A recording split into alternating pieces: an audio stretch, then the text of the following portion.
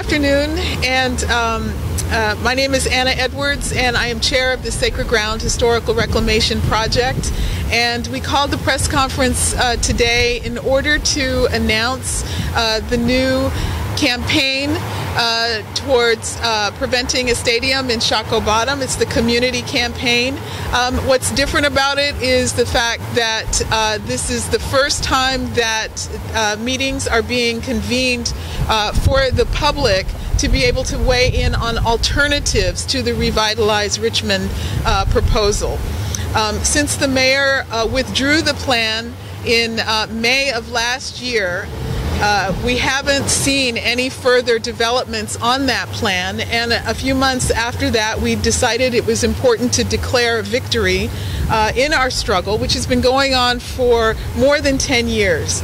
But since we have this particular plan facing us right now, even though he pulled it out, we have heard more recently that it is likely that that plan will resurface. So we feel it's important to continue with the community campaign to oppose this stadium project because of the significance of the history in Shockoe Bottom, and because of the fact that we have found that throughout the course of our campaign, the vast majority of Richmonders that we have spoken to do not support a stadium being developed in Shockoe Bottom and are interested in the elevation of Richmond's history as a priority for development, including for economic development for the city. So the campaign essentially has been organized so that over the next 2 weeks there will be 4 meetings that will take place, one in each of the quadrants of the city, the north side, south side, east end, west end, and they will take place on Wednesday of this week, the 18th at 6:30, on Friday the 20th at 6:30, on Saturday at 3:30, and on Friday of next week at 6:30 again. The first meeting will be at the Humphrey Calder Community Center in the Museum District on North Thompson Street. The Friday meeting will take place at Wesley Memorial United Methodist Church in the East End. The Saturday meeting will take place at the Dream Academy on North Avenue in Richmond, and the Friday the 27th meeting will take place at Taza Coffee and Cream, which is on the south side, really on the border of the 5th and the 9th districts. One of the things about this series of meetings, again, is that it is focused on soliciting ideas from the community for an alternative proposal. The Defenders Sacred Ground Project and the National Trust for Historic Preservation agree that starting with something like a memorial park in order to protect the area, and then continue to work with the community to develop the ideas organically that will respond to both the economic needs but also the ability to discover and preserve and interpret the history of Shockoe Bottom, the footprint of the original city of Richmond, the epicenter of the domestic slave trade, and the second largest slave trading district in the history of the United States. After those meetings are done, each of the reports that comes out of that meeting will be consolidated into a plan with the assistance of the National Trust for Historic Preservation.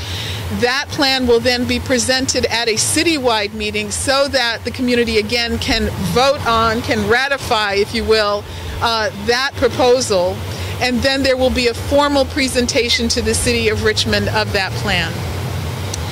After that, the idea is that if the city does not take on the responsibility of securing and protecting Shockoe Bottom from inappropriate development, that we will be looking to the UCI bike race in September in order to launch a public relations campaign.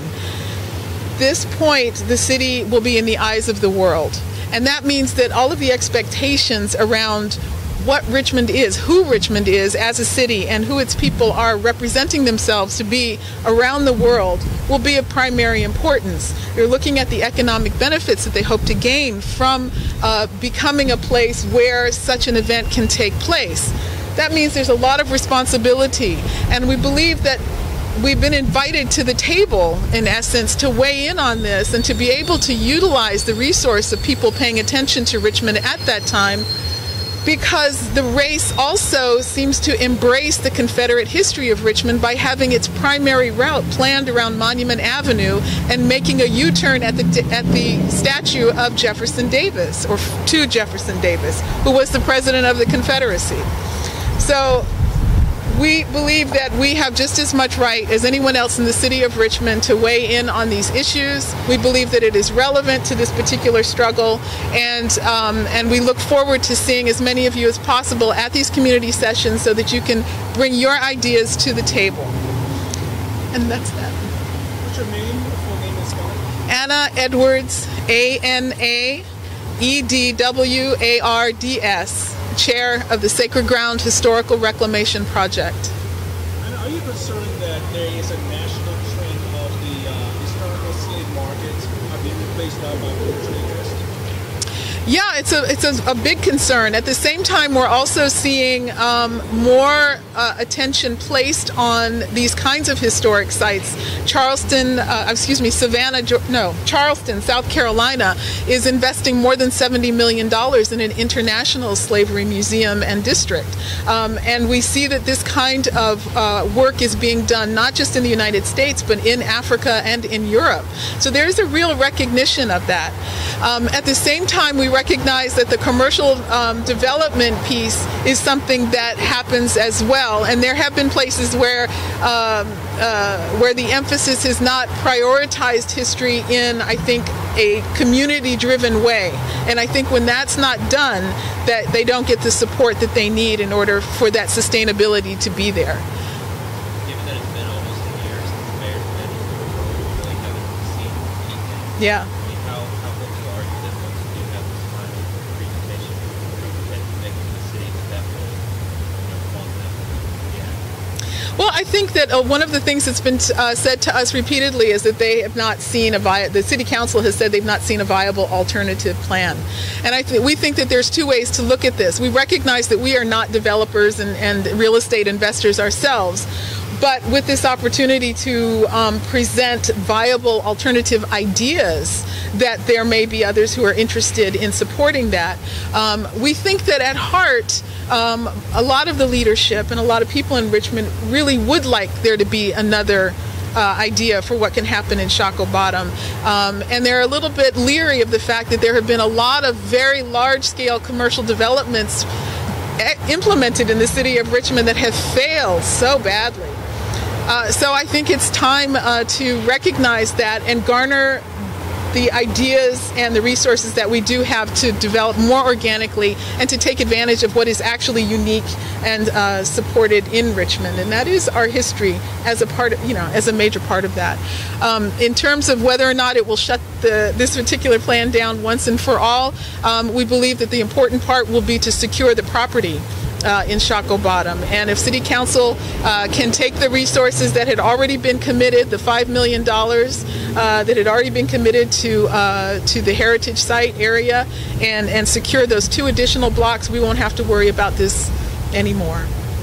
The council getting started today on working on the city budget. Just last week, are you going to ask for any sort of funding, even though there's no concrete plan? I think the best thing we can do in relation to the discussion now is to continue to encourage them to keep that $5 million dedicated to the heritage site development and security. You did mention preservation in other parts of the world. Is Shockoe Bottom on the list with UNESCO?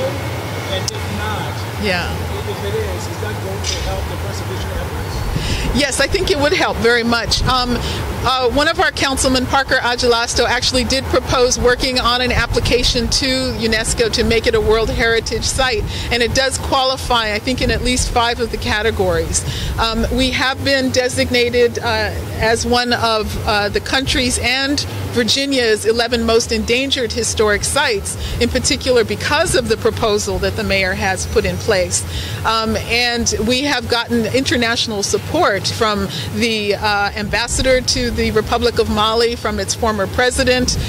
We've had letters of support from sites in England and in Senegal as well. So there has been a lot of support for this work, including people at the New York African Burial Ground. So I think there's a real widespread understanding that this is a World Heritage Site. And I will go ahead and throw in the fact that the Lumpkins Jail archaeology site was also identified as one of the most significant archaeological sites of 2008 by the Smithsonian Institution. So there is no doubt in anyone's mind that Shockoe Bottom is an extraordinarily important site for our black history, for the history of enslavement, for the history of the development of this city. I mean, it has always been the center of trade of all kinds for the city of Richmond since the days of William Byrd II's grandfather and his 11 plantations on the banks of the river when he first brought enslaved African people to the city, to Richmond, even before it became a city. So the history here is vast and deep, and it tells the story of the United States. And that is a very important reason to come to Richmond, much more so than paying homage yet again to Monument Avenue and a lost history, a lost cause, if you want to put it that way.